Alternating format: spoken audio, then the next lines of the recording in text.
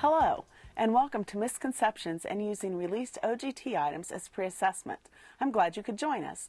I'm Terry Shiverdecker, Science Content Specialist for the Ohio Resource Center. Before we begin our discussion on misconceptions, I'm going to ask you a multiple choice question, and I'd like for you to email your response. Notice that Adrian is drinking through a straw. What force causes the liquid to go up the straw? Is it A, suction, B, cohesion, C, air pressure, or D, thirst? Use the Submit a Question button and type your answer A, B, C, or D in the subject line. We'll let you know how you did at the end of our live program. Also, you can join our discussion by submitting your email questions about today's topic. Do so early and we'll answer as many as we can at the end of the live program. Now I'd like to welcome our panelists, Adrian Carr, Science Consultant for the Ohio Department of Education, and Ralph Martin, Professor Emeritus of Teacher Education at Ohio University and Science Review Board Chair at ORC. Welcome. Thanks for having me. Thanks, Terry. Okay, well, let's get started with this, and let's begin by defining what misconceptions are. Ralph? Misconceptions can go by different names. Sometimes they're called naive understandings, and basically what those alternate names sometimes do is make it sound nicer than it really can be. Misconceptions fundamentally are wrong understandings about science. And these aren't made on purpose because students are always using their curiosity to go around and process the experiences that they have to make meaning. Sometimes it's only partly correct. Sometimes it may be that students have ideas that are in the process of being developed. They may be incomplete, but what is most significant is that they're ingrained ideas and that they are sometimes very resistant to change. In fact, some researchers suggest that misconceptions may not be reversible at all, but they're always competing with new learnings that we're trying to make. It's a real awesome chore for teachers to try to deal with. This video clip by Annenberg Media illustrates that point very well. Listen to what some Harvard graduates have to say about what causes the seasons. Okay, I think the seasons happen because as the Earth travels around the sun, it gets nearer to the sun, which produces warmer weather, and gets farther away, which produces colder weather, and hence the seasons. How hot it is or how cold it is at any given time of the year has to do with the closeness of the Earth to the sun during the seasonal periods. The Earth goes around the sun, and it gets hotter when we get closer to the sun, and it gets colder when we get farther away from the sun. These graduates, like many of us, think of the Earth's orbit as a highly exaggerated ellipse, even though the Earth's orbit is very nearly circular, with distance producing virtually no effect on the seasons. We carry with us the strong, incorrect belief that changing distance is responsible for the seasons. I took physics, planetary motion, and relativity, and electromagnetism and waves. I've never really had a scientific background whatsoever, and I got through school without having it. I've gotten very far without having it. I had quite a bit of science in high school, yeah, through physics, first year, and 2 years of chemistry. I am always struck by this video. These bright, articulate young adults who have had wonderful education still have misconceptions about what causes the season. So tell me, how can I go out about finding out what misconceptions my students may be bringing to class with them? I feel the same way you do about the video, and I think it's really important to keep in mind that it isn't so much a matter of intelligence or lack of intelligence, that even very bright, well-educated people can harbor misconceptions about any number of things. And we come to our classes and face our teachers with different backgrounds, different experiences, and all of these driven by processes of natural curiosity to figure out our world and to inquire about it leads to constructed understandings that we take as being correct. Also, as a teacher, you could prepare yourself by learning about some common misconceptions. There are several resources. Some are in ORC's collection. Number 9951 is one example. There's another about misconceptions in ORC's collection, number 11855. And there's also a very good book written by Rosalind Driver called Making Sense of Secondary Science. So there's lots of resources that teachers can arm themselves with.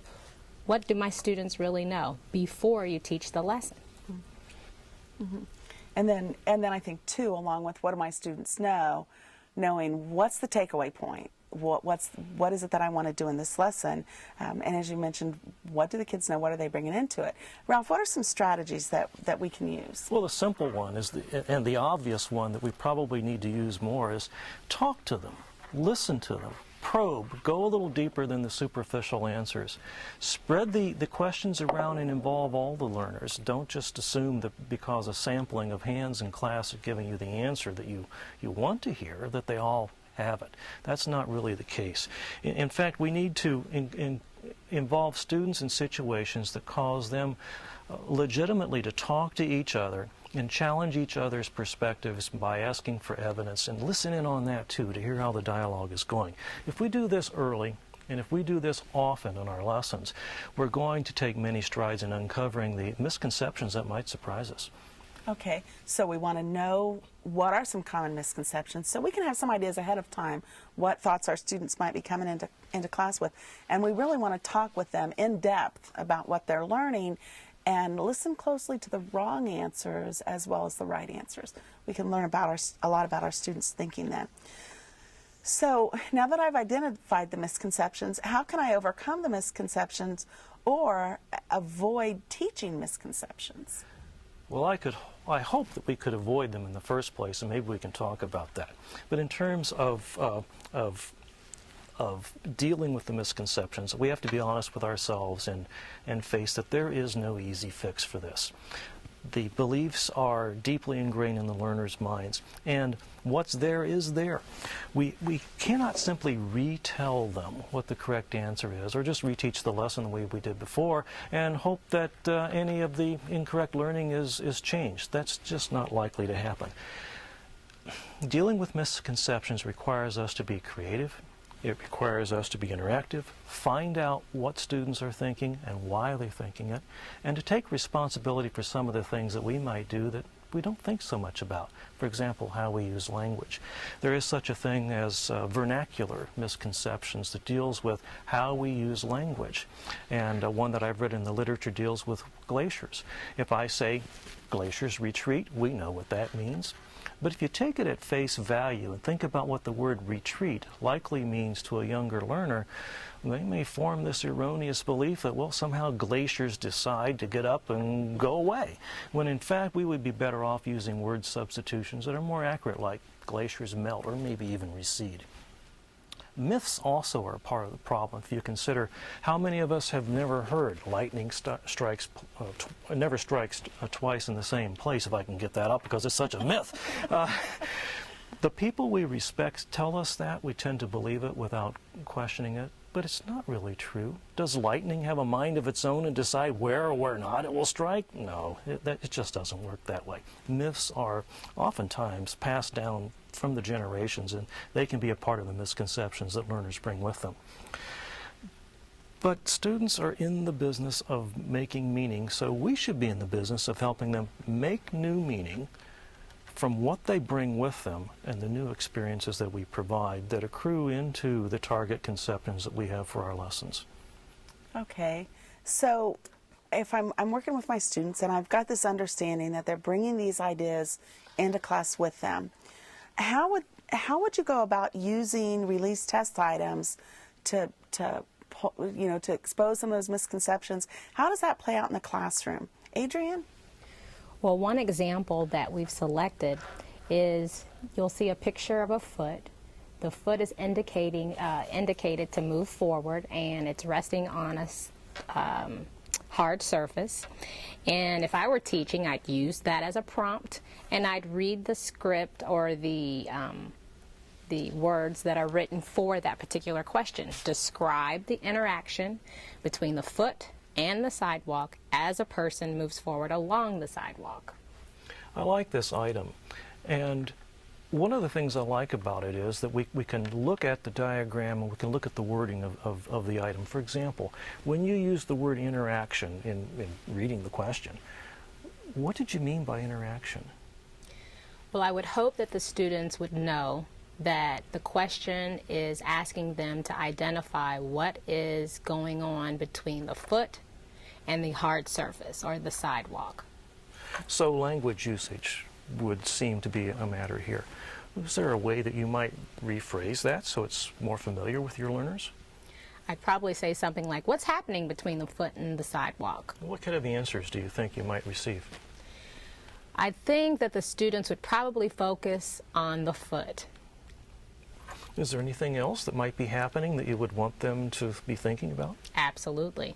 I would want them to say, well, the foot is pressing against the hard surface, but the hard surface is providing a force as well that allows the foot to move forward.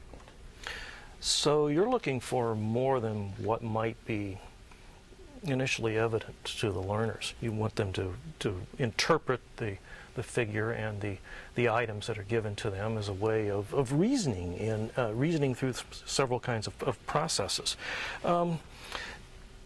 Based on the answers you get, what would you do if you think that you were only receiving insufficient or maybe incomplete responses? What else might you be able to do? Well, looking at this particular example, as the teacher, the point that the students are missing is the behavior, for lack of a better description, of the flat surface. Mm-hmm. So I would try to create a situation where the students might be able to reenact the behavior. Reenactment. I really like that idea because now that seems to be taking the you out of the activity and putting them in a position.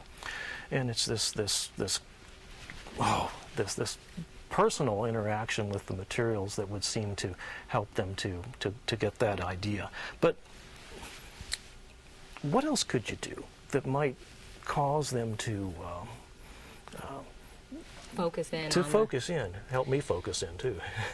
Well, specifically, I think they'd be missing the fact that there is a force that the flat surface provides. So I may throw in changing that flat surface to maybe a skateboard, where they could see, oh, the skateboard is moving and the force is not the same with the skateboard and the foot as it would be with the flat surface and the foot.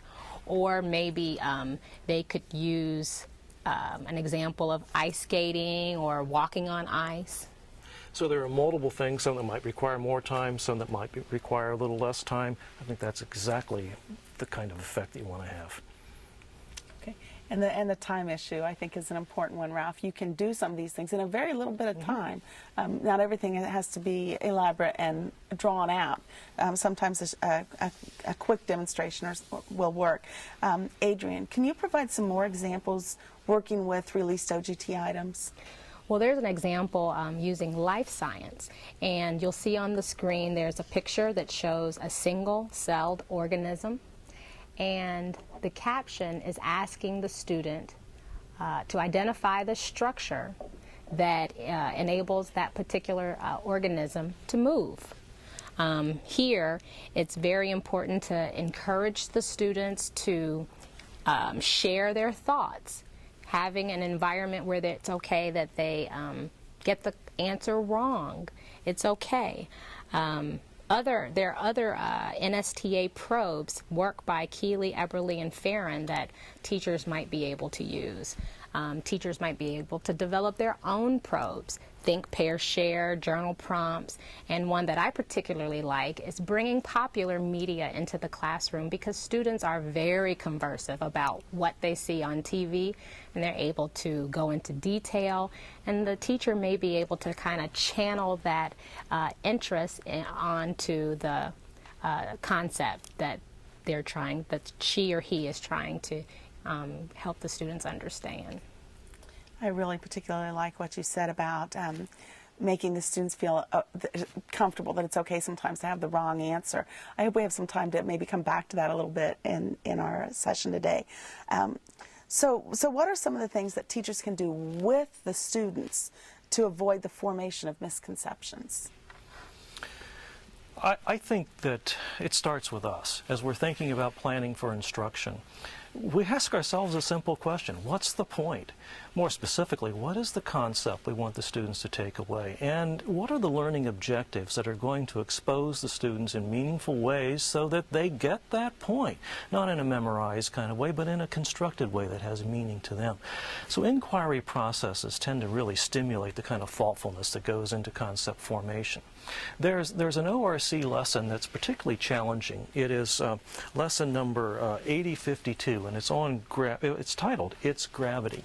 And this is a lesson that I think has a lot of promise. If you think about it, who doesn't have a notion of what gravity is? Children learn that in a very early age, but it's often not a concept that's ever revisited until high school, if at all. And in the ensuing years, children are adding to their mental schema about what gravity is or isn't, what meaning it has for them, and likely that's fertile ground for the formation of misconceptions. So this particular lesson that viewers might want to take a look at sometime is really designed for high school learners in maybe the 11th or 12th grade. It has a number of processes in it, I think, that help to answer the question. What this lesson is trying to do is trying to encourage learners to take the mental models that they have and put them to use. And along the way, they're examining their mental models, and they're challenged with a variety of important kinds of questions. These mental models are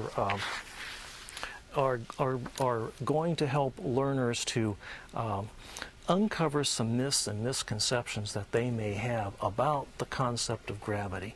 And there are some really neat parts of this particular lesson that help the learners to start to uncover those. I particularly say it's the opening questions that are specifically very important. For example, and using this as an example, opening questions could be something like, well, what is gravity? And you give the students time to just freely express what they think that means. What is gravity? You might say, well, how does gravity affect you? And so allowing students to really expose what they're thinking helps the teacher to identify any misconceptions that the students might bring to the classroom. Because you might have students who feel that, oh, well, you have to have air in order to have gravity. Or gravity pushes and pulls and holds things in place. They might say, well, there's no gravity in space. So it's at this time that the teacher is able to really pay attention to what the students are bringing to the conversation to identify those misconceptions. This is really a challenging lesson in that the nature of gravity and its role in the physical universe is explored. And the ways that learners are involved require them to talk to each other, to think, to write, to reason, and to challenge their prior held views. One of the novel things I think in this lesson is the matter of looking at what's wrong, what they believe that is incorrect, as a way of finding out what is correct, the correct conception of gravity and the related concepts. Yeah, this lesson gives students an opportunity to look at the historical development of our understanding of gravity, and in doing that, they can see that even scientists develop ideas and conceptions that hold true, if you will, for a while. But then we learn more, and we change our thinking about those things. So it's a good way to model for them that science uncovers ideas over time as well. And I liked, Adrian, too, what you said about listening to what the students are saying very carefully. And we've made that point a couple of times. It's really important to pick up on the way the students are talking about the topic that we're trying to get them to understand in a scientifically accurate way. So what additional tips can you offer teachers on where they might learn more about misconceptions, how to identify misconceptions, and how to correct misconceptions? Well, I would start with the resources that were mentioned earlier. And there are some additional resources. They're from the ORC collection. There's Earth Science Misconceptions number 9950. There's also Biology Science Misconceptions, ORC number 9941. And one last example I'd like to offer is student difficulties in physics, Information Center, from ORC collection number 9935. Okay, and there is a mini collection in the supporting materials that list has several, not only the ones that you just mentioned, but several others that viewers may want to look at and learn a little bit more about. Okay, so let's take some questions now from the audience and see what they're thinking about and what they want to know more about. Here's a good one about questioning. When I ask my students questions, they always try to give me the right answers rather than express what they're truly thinking. How can I structure my questions so that students don't feel like I'm looking for the right answer? Well, that's a pretty common occurrence, actually. And the research on questioning over about a 50 to 60 year period of time suggests that we kind of condition learners to look for the factual answers and to give them to us. In other words, give the teacher what she or he wants to know. I think we're really dealing with a couple of things here. And one is the kind of questions that we use.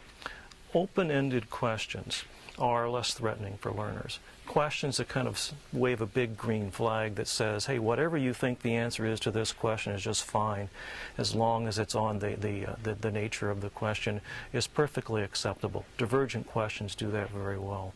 But there's another part here that we're really dealing with, I think, and that's a trusting environment. So the learner doesn't think that he or she is going to be chastised for giving a wrong answer or made fun of if they're kind of thinking a little differently than others. Okay. And that leads, Ralph, it's a perfect segue into the next question. How can I create an unthreatening environment?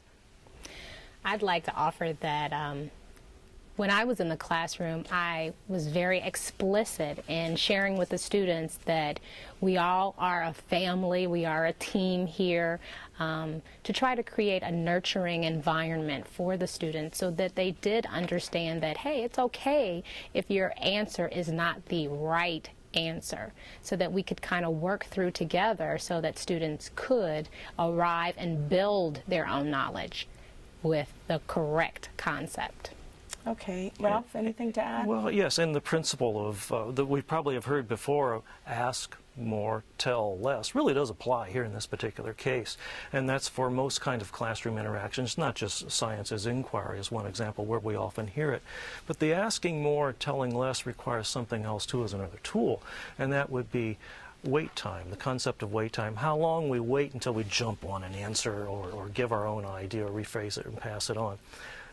Helping our learners, maybe even through conditioning processes, to understand that we value their thinking and that we want to hear what they have to say, and that all answers should be respected, and that students should respect each other's answers because we're in the business of thinking and building better thinkers. There's a big part of that, I think, that goes toward building the environment that Adrian described. Mm-hmm. Okay, so all those thoughts that students come into school with, misconceptions or correct conceptions, are valid and welcomed in the classroom, and we want to make sure that they're comfortable sharing those things, that there's not going to be any punitive action for giving a wrong answer in a conversation. Nobody will be made fun of or teased for perhaps not knowing what the correct answer is. It's not always about the right answer. As you said earlier, Ralph, we're building knowledge based upon the prior knowledge that the students come into the classroom with. So those are all great ideas. And here's another one. I've heard the terms preconceptions and naive conceptions. Are these the same as misconceptions? Not exactly. Naive conceptions that's a term that's oftentimes used as a synonym for misconceptions.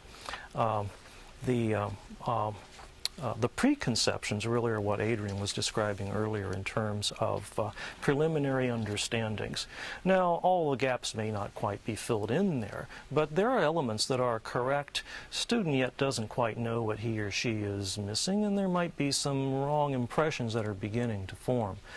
The nice thing about preconceptions is we can plan to take them the rest of the way and help them turn into appropriate conceptions and not have to deal with the misconceptions later on because wrong ideas are formed. Okay, so preconceptions are accurate, yes, but incomplete. Yes. So our job as educators then is to fill in those blanks in a way that forms a scientifically accurate conception, and in a way that we're avoiding creating misconceptions with I the would children. say so. Yeah. Wouldn't you? Yeah. Absolutely. And those misconceptions are incorrect thinking about natural phenomena. Okay, excellent. How can I be sure, and I like this question, how can I be sure that students have corrected their misconceptions after instruction? I think that's particularly an appropriate question given what we've seen in the Annenberg video. So, what do you think? Well, in some cases, providing an opportunity for students to converse on what they've learned or what they understand.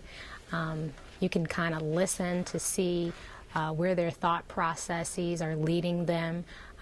That's always, or I shouldn't say always, but that's a good start for a teacher to assess. Let's see if the student actually owned the information. Yeah. I'm thinking of what psychologists tell us about habits. How many of us have a habit we want to change? Is it a really easy thing to do? No, it isn't. Misconceptions, I think, are largely like habits, maybe bad habits that we want to change. A one-time treatment is not going to make the difference that we want. There has to be the follow-up.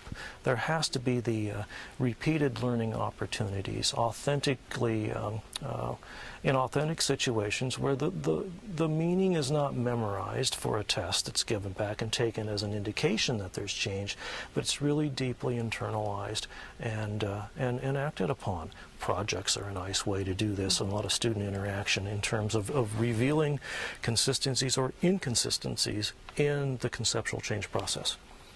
So we want to keep them talking about it and use some distributed practice where they have an opportunity to interact with that concept again later on in the academic year.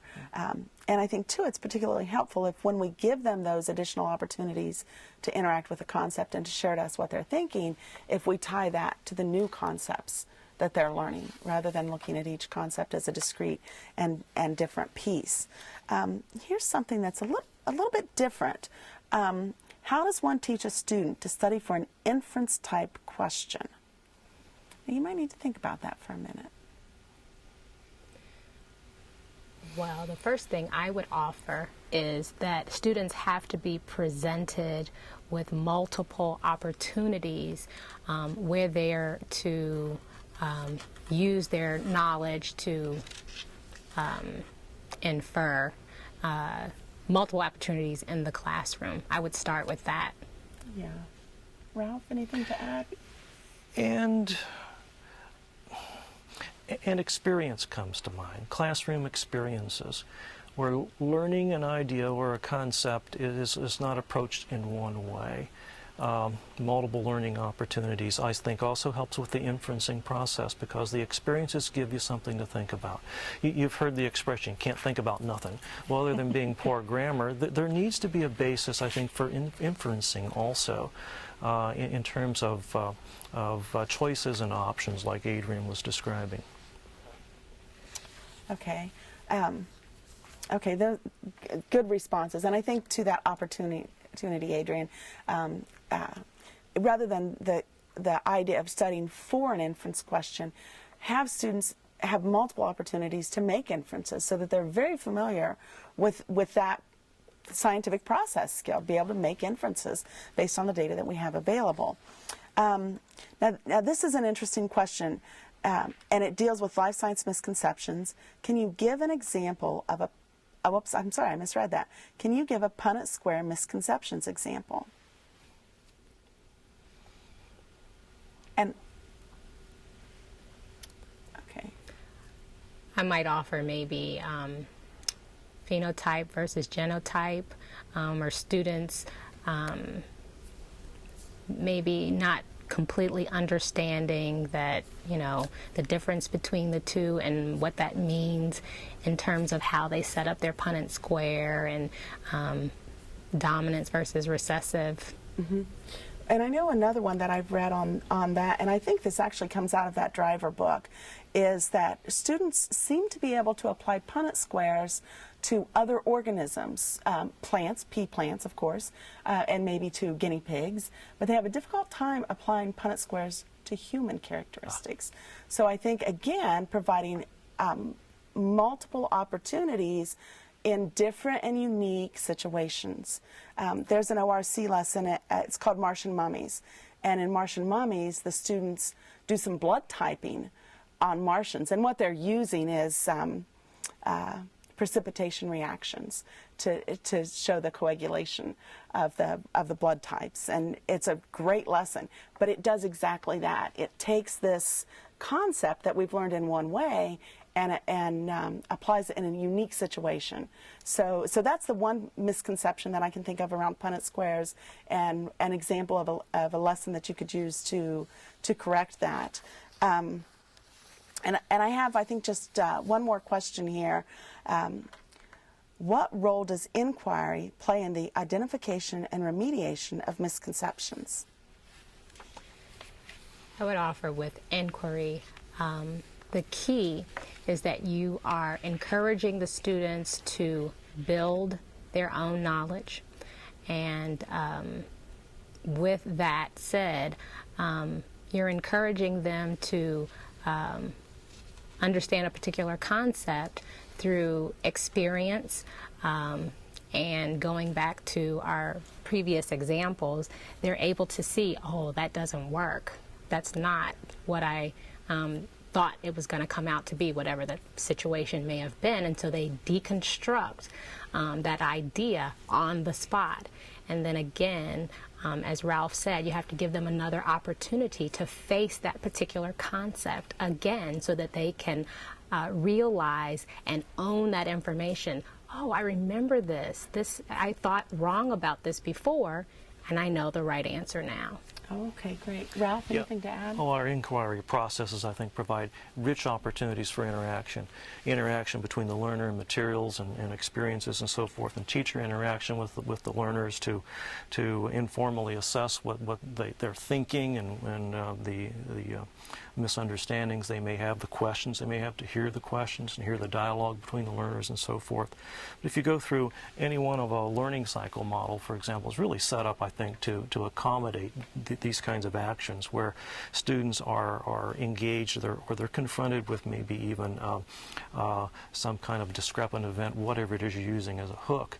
But since you've planned with a point in mind, the learners then are doing things that they can think about. The hands-on mind zone comes in here. The interaction and the dialogue during the central part of the lesson focuses on constructing initial understandings of the concept. And then the expansion, the elaboration phases take that in other situations and to higher levels of understanding. And of course, evaluation fits in there all along, where what are we evaluating? Well, it's what they know, don't know, or incorrectly know about the concept. That would be my first selection, would be inquiry processes for dealing with misconceptions. Yeah. Great answers. And I love that deconstruct the idea that if I'm misunderstanding something, I kind of need to dismantle what it is that I don't understand and then build it back up. And inquiry, as you said, Ralph, and those processes give us a perfect opportunity to do that. And we know that the inquiry and the learning cycle complement each other beautifully. So we have had some great questions today, but unfortunately that's all the questions we have time for. But we're not finished. Let's take a look at the results from our quiz. If you'll remember, it was what caused the liquid to go up the straw? Was it A, suction, B, cohesion, C, air pressure, or D, thirst? Ralph, why don't you tell us what the correct answer was? Well, how about the audience results? That would be great. Would you like to know that? I would like to know that. Since A is suction is listed up there as a first choice, 33% of our audience selected that. Cohesion is the second choice, 11% selected that answer. Air pressure is listed as the third choice, 56%. More than half of our audience selected that one. And unfortunately, Terry, no one selected thirst, although I think that's a prime motivator. Without that, we would not have had the sucking on the straw and suction creating a partial vacuum, which made it possible for the correct answer is C, for the greater air pressure outside the straw to push the liquid up inside the straw. Okay, and this is a tough concept. It is. So it's it's not unexpected to have some misconceptions, lingering misconceptions. Especially among well-educated people who go bumping around through life thinking, isn't the answer obvious? I know what the answer is, when it really takes a little thought. Yeah, it does. So, Ralph, we need to wrap up here. So, what are some of your final thoughts on this topic?